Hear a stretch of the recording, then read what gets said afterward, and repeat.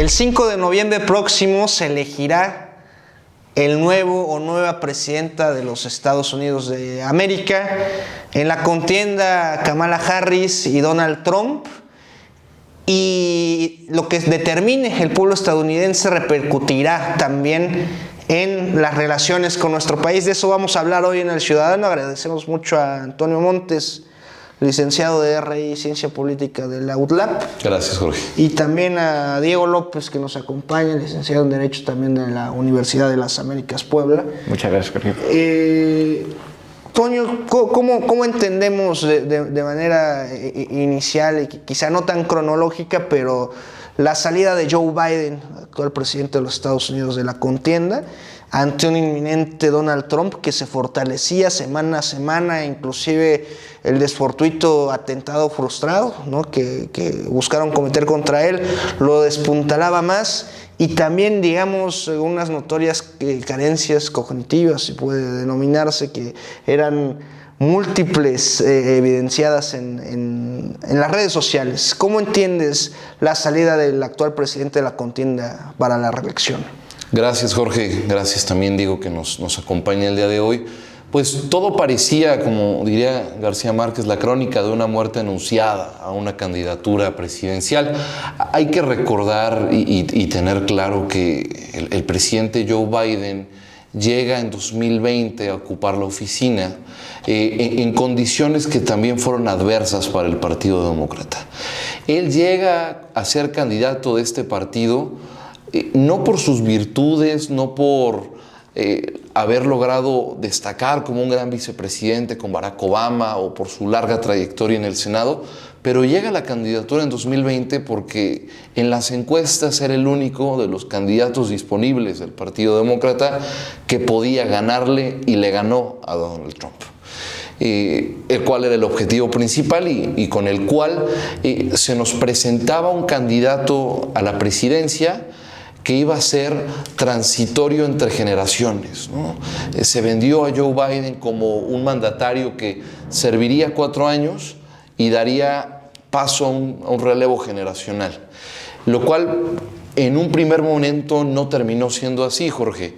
Diego, porque Joe Biden a mediados del 2022 anuncia sus intenciones de competir una vez más por la presidencia buscando su reelección.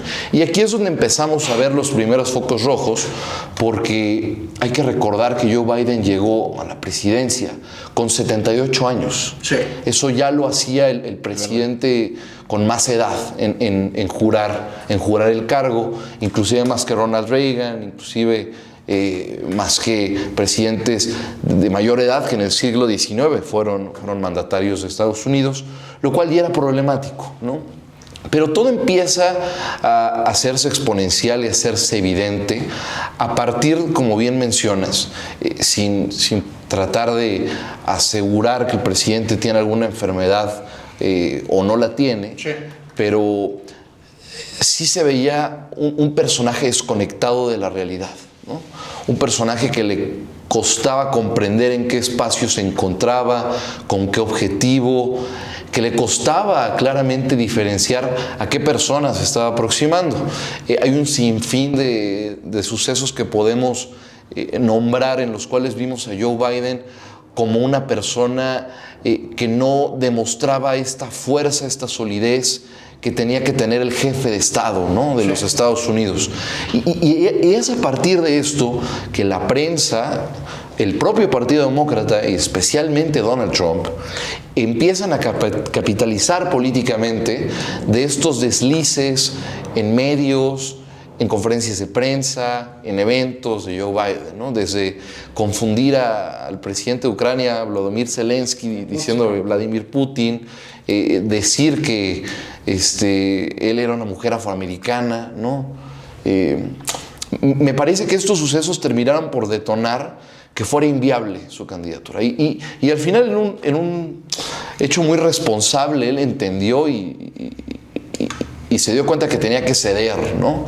Porque cada día que seguía él como candidato, seguían bajando las encuestas a su favor. Tu opinión en ese sentido, Diego, ¿por qué vislumbras ya con este antecedente que da Antonio, que sale del juego Joe Biden? Bueno, claramente sí se veía una persona incapaz de gobernar, y creo que aquí entra en juego un aspecto importante, que es el rol de Estados Unidos en el mundo.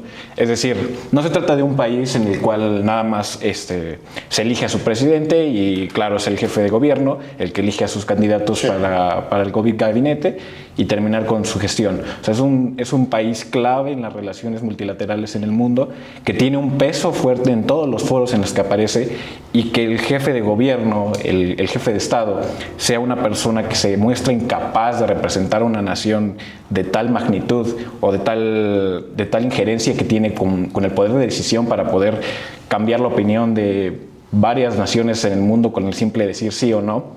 Digamos, en este sentido, claro que se ve que es una persona que no podría continuar con este peso. Y justo estoy de acuerdo con Antonio cuando menciona que creo que es honorable lo que entendió en algún punto de decir no puedo seguir en esta contienda, y que en verdad los números sustentaban esta afirmación. No es nada más una especulación, sino que las encuestas mismas apuntaban a que no había muchas posibilidades de ganarle a Donald Trump, incluso con todas las polémicas que tiene Trump en su contra.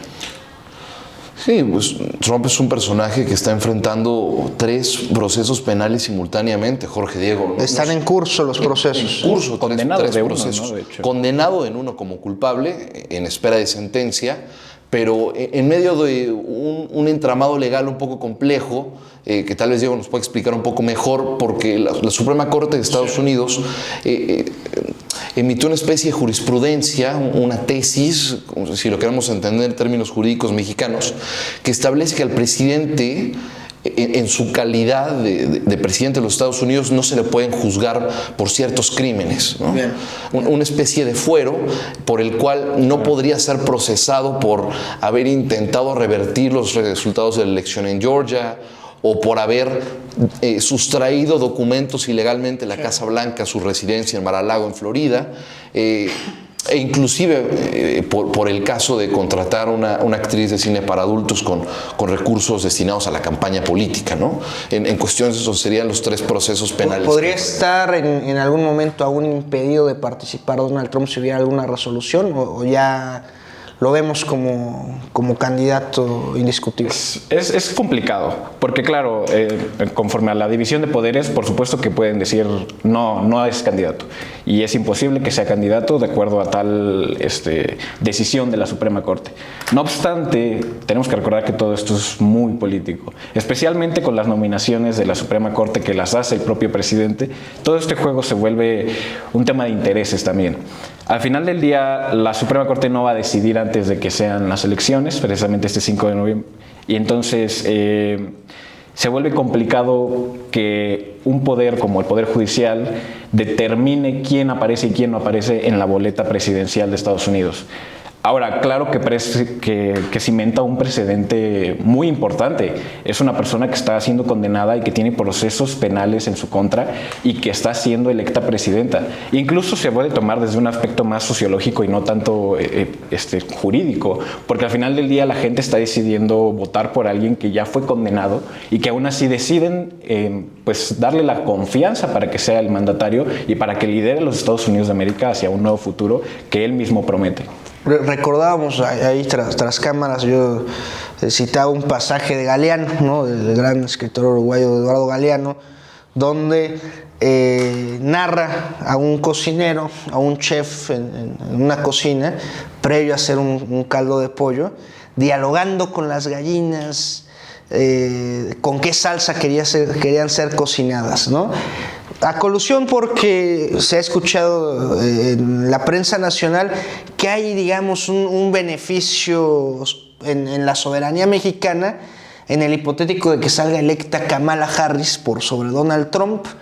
¿Cuáles son los valores que representan en aspecto político, en propuesta programática, Donald Trump, y cuáles los de Kamala? Y después, si les parece, vamos desmenuzando ahí los aspectos internacionales que dice Diego. Por supuesto, Jorge. Me parece muy relevante lo que mencionas porque, a ver, la relación de México y Estados Unidos, coloquialmente diciendo, no son enchiladas. O sea, es una relación compleja, es una relación que va más allá de los intereses particulares de los gobiernos en turno.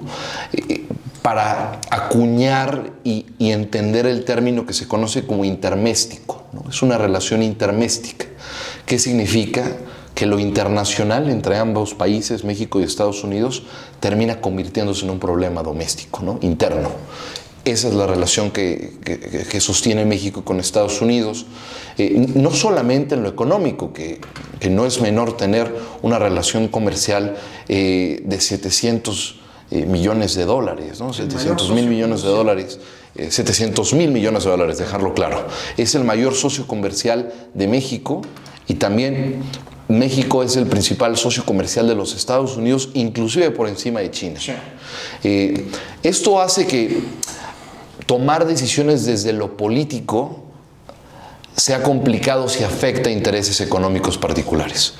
Y no solamente son intereses particulares, ¿no? Son intereses muy generales que pueden determinar el curso, el éxito o el fracaso de distintos sectores estratégicos empresariales en ambos lados de la frontera.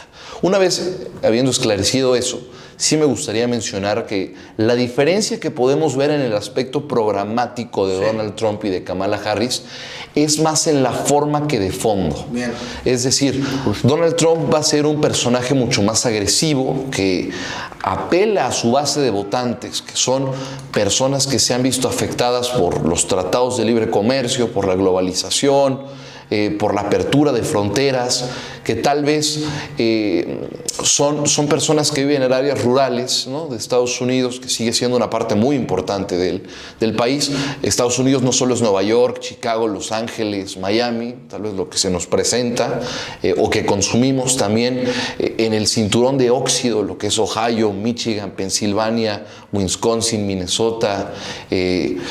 Hay personas que están sufriendo porque las fábricas de autos, de acero, de software, de microchips, están dejando Estados Unidos para irse al extranjero, para irse a México, ¿no? Esa es la base de votantes que apela a Donald Trump. Es una base que identifica el discurso de Trump como alguien que se está preocupando por ellos, que no se está preocupando primordialmente si la economía de Estados Unidos en términos macroeconómicos se ve beneficiada por el Tratado de Libre Comercio, pero que se preocupa por, como lo llaman ellos, el trabajador de blue collar worker, es decir, el trabajador de la fábrica, el trabajador de la constructora, de la acerera, que pierde su trabajo y se ve, digamos, envuelto en una situación de precariedad debido a eso. Es el votante de Trump. Claro. Rápidamente, el de Kamala es otro votante. Es un votante que tal vez tiene un acceso mucho más sencillo a medios de información internacionales, que vive en centros urbanos mucho más grandes, ¿no? Ciudades grandes, conocidas, y que entiende que la política respecto a México cambiará poco por la relevancia que tiene en términos económicos y políticos. Más de forma que de fondo la propuesta programática, las diferencias, ¿lo ves así también, Diego? Debo admitir que sí.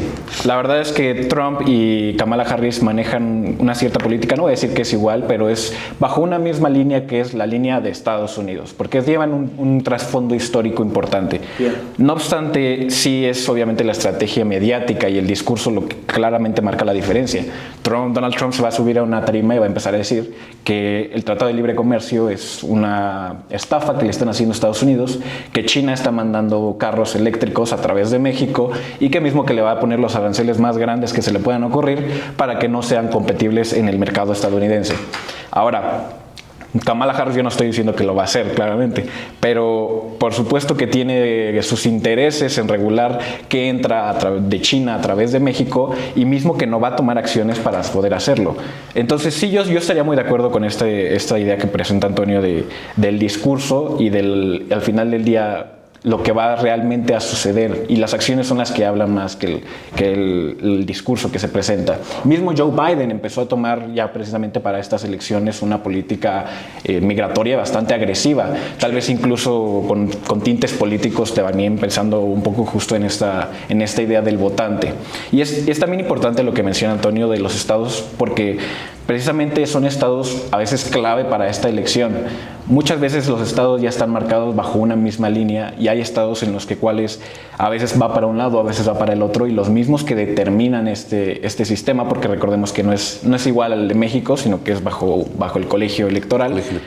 Entonces, claro que estados como Wisconsin, como Nevada, como Pensilvania son claves para poder, y ellos mismos los candidatos lo saben y son donde más invierten publicidad. Creo que Kamala Harris fue en Pensilvania donde ya invirtió casi todo su presupuesto en publicidad, porque saben que son los estados en los que al final determinan quién gana o quién pierde esta elección.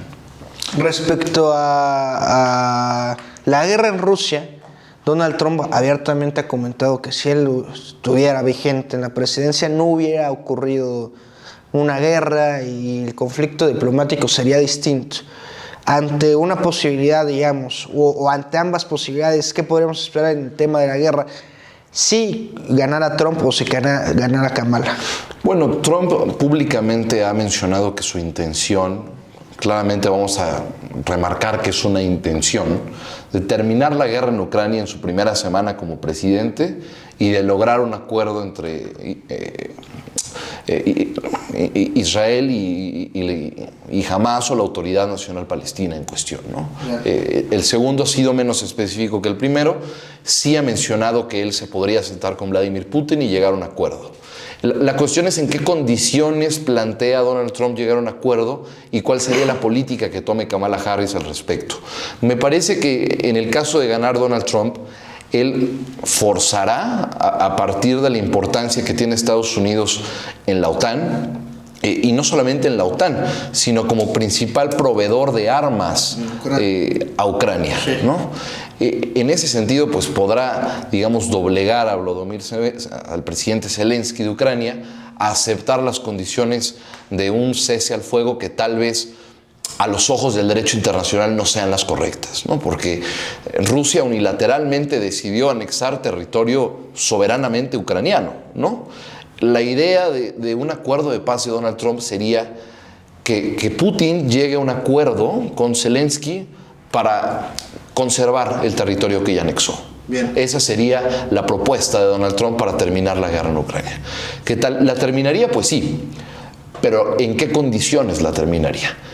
Yo creo que Kamala Harris seguiría una línea muy parecida a la que ha seguido Joe Biden, en el sentido de seguir haciendo presión y llegar a una estira y afloja que terminará decidiendo a quién se le acaba el dinero primero, ¿no? De seguir gastando para sostener una guerra en el este de Europa. En ese sentido, yo creo que le preocupa mucho más a la Unión Europea, al propio Zelensky, a Israel, ¿no? La posible llegada de Donald Trump por las condiciones que cambiará el gasto en defensa de Estados Unidos. Se ha comentado desde el gobierno de Trump que tenía una alianza de facto con Putin, ¿no? Claro. En los hechos del gobierno de Trump, digo, más allá de los trascendidos o de las opiniones públicas, ¿fue así? O sea, fue un gobierno que trabajó de alguna forma con Rusia y también lo mismo, a prospectiva, ¿qué podríamos esperar en concreto con lo de la guerra en Ucrania? Claro. Pues a favor de Putin siempre ha estado Trump. Y esa es la realidad y se manejó desde su campaña en 2016 y eso es lo que marcó bastante su presidencia, incluso con sus múltiples reuniones que tuvieron. No obstante, claro que pone a Rusia y Ucrania en una situación extraña hasta cierto punto, porque claro, es como el principal aliado de Ucrania de repente se pasa al otro lado, ¿no? O de repente llega con una estrategia mediática y política a resolver un conflicto al otro lado del mundo en el cual no tiene vela en el entierro. No obstante, pues al final del día tenemos que recordar que la crisis en Ucrania y en Rusia es un hito que va a marcar la historia, porque no se había visto una invasión de un país de esta manera desde 1945. Realmente es una realidad que la crisis actualmente está teniendo olas de efectos alrededor del mundo. Ya dejamos de lado un poco la crisis de energía en Europa, pero claro que al final del día en todos los foros internacionales, la ruptura de relaciones entre países y demás elementos que terminan por repercutir en los foros internacionales, pues claro que tienen un peso esta situación, especialmente con Estados Unidos siendo un personaje tan importante en esta situación en específico, y obviamente tiene presencia en varios conflictos internacionales. También recordemos que Vladimir Putin pues ya fue también condenado en la Corte Penal Internacional, mandaron una orden de arresto incluso en su contra en algún punto por crímenes de guerra. O sea, realmente es una situación complicada que tu mandatario sea mejor amigo de también un criminal que ya fue condenado por crímenes de guerra en una invasión totalmente ilegal contra el derecho internacional.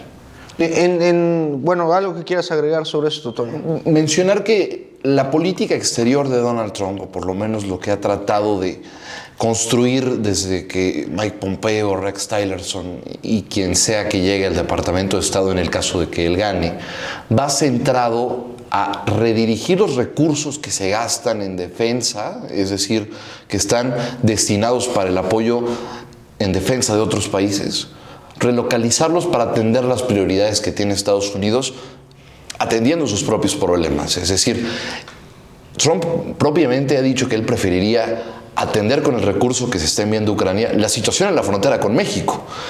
Algo que le preocupa a Donald Trump y que realmente es una crisis muy clara para Estados Unidos es el abuso de sustancias, específicamente el fentanilo, que está matando más de 100,000 estadounidenses al año, ¿no? Eso es algo que él ha utilizado como bandera de campaña para evidenciar un problema de relocalización de recursos, ¿no? Entonces, creo que también al votante estadounidense que está desfamiliarizado, no le interesa lo que está pasando en el este de Europa, prefiere que el dinero de sus impuestos se vaya a atender la crisis en la frontera sur, en vez de patrocinar una guerra a un presidente que tal vez no puede ni pronunciar su nombre.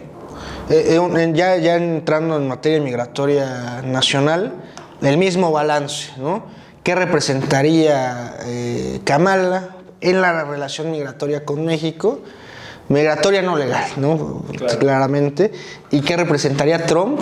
O si es esto también una cuestión más de formas que de fondo, ¿no? Sí, bueno, la crisis migratoria en Estados Unidos y en México siempre ha significado un punto clave en las relaciones diplomáticas de ambos países. Es un punto clave, tanto fuerte como para México, de alguna manera un punto de presión que sabe que puede presionar a Estados Unidos para poder obtener de alguna manera cierta ventaja o cierto punto de ventaja en las negociaciones, pero también Estados Unidos siempre ha sido muy agresivo respecto a este mismo tema. Es decir, desde que se construyó el muro y la narrativa del muro sobre poner a Estados Unidos, que se lo va a cobrar a México y que eventualmente Donald Trump actualmente está diciendo que efectivamente lo cobró y que se lo regalaron, de hecho, que nosotros mismos lo construimos y que todo es, de alguna manera, lo comprobable o no, pues ya ese es otro punto, pero al final del día tenemos claro que se trata de un punto delicado. Ahora, también es verdad que en México este sexenio se han mandado tropas militares, Guardia Nacional y demás elementos de seguridad a la frontera sur para tratar de frenar precisamente este flujo migratorio que se está llevando. Tercer país seguro, ¿no? Claro. Es la denominación. Justo. Entonces, claro que es complicado nada más decir, así esta es la política de Kamala y esta es la política de Donald Trump, porque justo no se quieren aventurar. Digo, Trump, claro, es muy abierto al respecto y claro que su postura es un poco más agresiva, pero también es un poco más mediática y por ese mismo punto no ofrece no ofrece soluciones, sino que quiere que le impacte al votante, que llegue a decir, es que efectivamente, claro, o sea, si tú le dices voy a construir un muro al final en la frontera para que nadie pase, claramente va a llegar al votante y va a decir, es que se está haciendo algo. O sea, realmente no está enfocándose en las relaciones diplomáticas, no está enfocándose en la crisis humanitaria de las personas que cruzan en condiciones deplorables y que realmente llegan con una atención de salud mínima. Ahora, también es verdad que cuando llegó, se reveló hace poco una noticia de que pues Donald Trump llegó a la presidencia y dijo que quería poner un río con cocodrilos en la frontera México-Estados Unidos. Quería poner un río con cocodrilos para que cuando cayeran los inmigrantes, pues no pasaran a Estados Unidos. Todos pensaban que era una especie de broma, pero realmente esa era su idea sobre política. Y recordemos que pues, en ese momento pues, Donald Trump no había ocupado un cargo político importante como el de la presidencia, sino que era un empresario. Entonces, en este caso, claro que se encontró con ciertas barreras, ciertas tensiones, pero en este punto, como es una continuación de su periodo que terminó hace ya años, pues definitivamente se trata de un panorama completamente nuevo. ¿Se va a seguir con el proyecto que dejó en 2016 o va a tener que cambiar un nuevo enfoque para esta nueva gestión? Y vuelvo a la apertura porque, insisto, la comentocracia mexicana, los medios fácticos, ¿no?, aluden a que sería mucho mejor para nuestro país que llegara Kamala a Trump, inclusive con estos antecedentes genealógicos que tiene Kamala, ¿no? Y un poco volviendo a lo que se comentaba de Obama, que era un negro que gobernó como blanco, ¿no? Entonces, ¿sería lo mismo con Kamala? O sea, sin que ella enfáticamente diga que pondría cocodrilos en los ríos, ¿los pondría de algún modo? ¿O crees que sería más tersa la relación para los inmigrantes mexicanos, para los migrantes? Mediáticamente sería mucho más tersa. Es decir, los demócratas también han sabido capitalizar políticamente de la rudeza que tuvo Donald Trump con las familias de los inmigrantes, el hecho de poner a niños en jaulas, como lo vimos, ¿no? Alejarlos de sus familias. Claramente eso le sirve al Partido Demócrata y Kamala Harris lo mencionará en la campaña una y otra vez, tratando de deshumanizar la figura de Donald Trump y hacerlo ver como un monstruo en términos de migración. Pero la política del Partido Demócrata no dista mucho de lo que ha hecho o de lo que hizo en su momento Donald Trump. Tal vez en la forma ha sido un poco distinto. Hay que recordar que esta idea que se tenía que la frontera estaba abierta nunca fue así. Es decir, inclusive Kamala Harris llegó a mencionar en un encuentro que tuvo con líderes políticos en Centroamérica que no fueran a la frontera con Estados Unidos los migrantes, ¿no? Hemos tenido casos particulares como el éxodo de haitianos y el éxodo de venezolanos que sí han generado crisis importantes en la frontera sur y que han terminado por ser resueltos por los gobernadores de la frontera sur. Es decir, Texas, que naturalmente por el tamaño, por la extensión territorial, es el estado que más migrantes recibe, lo que hizo el gobernador Greg Abbott fue mandar a los migrantes de la frontera con Texas a las llamadas ciudades santuario, es decir, ciudades gobernadas por alcaldes demócratas que estuvieron dispuestos a hacer como un santuario para los migrantes que se encontraban en una situación irregular. Chicago, Los Ángeles, Nueva York, Boston, Filadelfia, ciudades mucho más liberales que ahora están enfrentados a un problema porque ellos no tienen capacidades para atender una crisis migratoria. No hay una patrulla fronteriza, no tienen la infraestructura y tampoco tienen la experiencia. Sí. Entonces es un tema, Jorge, que se ha politizado completamente y tristemente se utilizan estas personas como moneda de cambio político. Claro, a ver, los medios mexicanos mencionarán que podría ser mejor Kamala Harris porque están acostumbrados a la institucionalidad que puede manejar ella en su calidad como una política experimentada, es decir, ha sido senadora, fiscal general de California, es una mujer con una trayectoria política probada. Donald Trump busca hacer lo contrario, ¿no? Un político fuera del establishment, y eso ha sido su bandera, ¿no? Me intentaron matar porque estoy en contra del establishment, o traducido al español como la clase política tradicional, ¿no? La clase política tradicional no me quiere a mí porque yo soy disruptivo. Y yo soy un candidato que responde a los intereses de la gente y no a los intereses de Washington, D.C. Entonces, ahí es donde también el debate de la migración se ha politizado y tristemente al politizarse, pues responde a los intereses que la coyuntura presente, ¿no? En este caso yo creo que la situación con Kamala no cambiará mucho, seguirá habiendo deportaciones, seguirá existiendo las restricciones que hay para mexicanos, centroamericanos y sudamericanos, a excepción de Chile, que son los únicos que no necesitan visa para entrar a Estados Unidos, en estas restricciones en la frontera, ¿no? No habrá una apertura y me parece que Donald Trump no llegará al extremo de poner cocodrilos, pero sí hemos visto, por ejemplo, poner boyas, ¿no?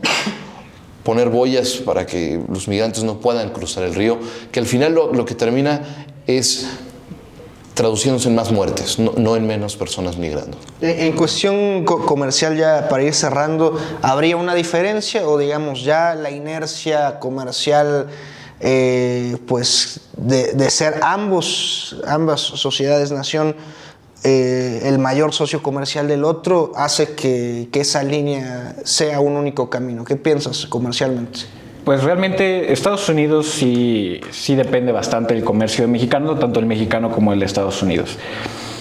Realmente ambas posturas, de nuevo, volvemos a lo mismo. A lo mejor uno es más de discurso, pero en las acciones no son tan diferentes. Hace poco realmente el aguacate mexicano sufrió una gran pérdida porque lo tuvieron que regresar y no estaba pudiendo pasar la frontera porque precisamente no cumplió con ciertos estándares de seguridad el lugar donde estaba haciéndose. O sea, al final del día a veces llega a ser más mediático, volvemos a lo mismo, Donald Trump, con su discurso agresivo, fuerte, diciendo que claro, el gobierno, el comercio mexicano está abusando del estadounidense y especialmente con su relación en China. Recordemos que cuando estaba Donald Trump, Estados Unidos tenía una guerra comercial con China latente. Se empezaron a prohibir varias cosas en materia de comercio digital, comercio más que nada de tecnología, porque estaba China surgiendo de una manera impresionante por su mano de obra barata y su desarrollo de software bastante amigable con el usuario, que terminara pues de alguna manera haciendo conductas incluso de anti-dumping en Estados Unidos, que formalmente no es dumping como tal, pero Estados Unidos lo toma como tal porque de alguna manera, como llegan tan baratos estos productos por su forma de producción y su forma de alguna manera de llegar al país, pues claro que no compite con los productos estadounidenses, que terminan siendo más caros. Ahora, creo que China sí va a formar un punto central dentro de las negociaciones comerciales entre Estados Unidos y México respecto a las normas de origen en México. Al final del día debemos recordar que hay que hacer ciertos procesos, tiene que tener ciertas categorías, cierto producto tiene que estar más del 50% fabricado en México, o a lo mejor nada más llegan las materias primas y se transforman, el nearshoring, el offshoring, todos estos elementos que al final del día terminan en la mesa a la hora de negociar entre Estados Unidos y México. Y perdón que te interrumpa, Diego, pero creo que algo también en el aspecto comercial muy importante es que al próximo presidente o presidenta de Estados Unidos le tocará renegociar la primera revisión que se hará al Tratado México-Estados Unidos-Canadá, el Tratado de Libre Comercio. Un cierre, por favor. Claro, mencionaría que hay que estar atentos. Son 4 meses de campaña los que faltan y serán 4 meses muy intensos. Veremos un clima de polarización política como se ha visto muy pocas veces. Los puntos de coincidencia cada vez son menos entre los candidatos y las diferencias se extrapolan cada vez más, lo cual termina traduciéndose en el votante, ¿no? Lo cual puede ser peligroso en el sentido de poner en entredicho ver a la otra persona como un enemigo o como un ciudadano que piensa diferente a mí. Entonces, ese sería el primer punto que pondría. Segundo punto, hay que estar atentos a quién será el compañero de fórmula de Kamala Harris. Sabemos que Donald Trump será J.D. Vance, un senador ultraconservador de Ohio, hablando del populismo de derecha, un hombre que se ha caracterizado por justamente apelar a esta base de votantes en la América rural, en Estados Unidos rural, ¿no? Kamala Harris todavía no elige a su candidato a la vicepresidencia, pero lo hará en próximos días, que inevitablemente por el perfil tendrá que ser un hombre blanco, ¿no? Y dentro de esos perfiles puede ser el senador por Arizona Mark Kelly, el gobernador de Kentucky Andy Beshear, el gobernador de Illinois Jay Pritzker o el gobernador de Pensilvania Josh Shapiro. La terna de 4 en este caso estará por ahí y también será determinante porque son estados los que representan estos personajes que terminan siendo clave para definir la elección y México tendrá una posición estratégica, porque aquí ya estará bien instalada la doctora Claudia Sheinbaum como presidenta de la República cuando la elección de Estados Unidos suceda, lo cual nos permitirá poder tener un margen de maniobra mucho más certero y definir a partir de la instrucción del doctor Juan Ramón de la Fuente como canciller qué política se destinará para Estados Unidos. Un cierre y bienvenido, Diego. Gracias. Pues realmente, un poco siguiendo lo que dice Antonio, vemos hoy en día un Estados Unidos polarizado completamente y va a estar cerrada al final del día la elección. Justo recientemente están mostrando a Kamala Harris un poco más arriba de Trump, incluso sin ser la candidata oficial. No obstante, también se dice que es un poco el periodo de la luna de miel. Entonces, va a ser complicado, va a haber un bombardeo de información, redes sociales, medios impresionante que van a rodear estas elecciones, porque al final del día todos los ojos en el mundo van a estar volteando a un solo lugar y ese es Estados Unidos para estas elecciones. Entonces, va a ser muy complicado, hay que tener mucha cautela también con la información que recibimos y pues obviamente estar muy pendientes de todo el contexto internacional, el contexto nacional y pues cómo va a terminar conjugándose con Estados Unidos y a ver quién resulta ganador. Agradecerte mucho, Diego, tu participación. Antonio. Gracias, Jorge. Compartan, comenten. Esto es El Ciudadano México. Nos vemos la próxima. Muchas gracias.